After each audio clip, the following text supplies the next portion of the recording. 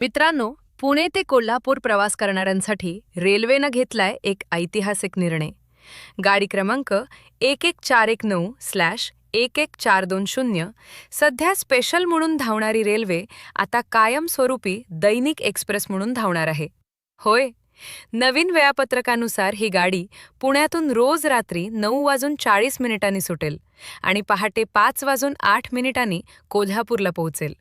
आणि कोल्हापूरहून रात्री 9:50 निघणार आणि पहाटे 5:10 पुणे खडकी स्थानकावर पोहोचेल. महत्त्वाचे स्थानके सातारा, कराड, सांगली, मिरज आहे. अंबाबाईच्या दर्शनाला जाणाऱ्या भाविकांसाठी तर ही मोठी पर्वणीच.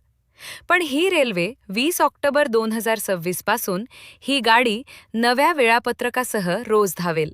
हा व्हिडिओ तुमच्या मित्रांसोबत नक्की शेअर करा आणि आमच्या चॅनलला सबस्क्राईब करा.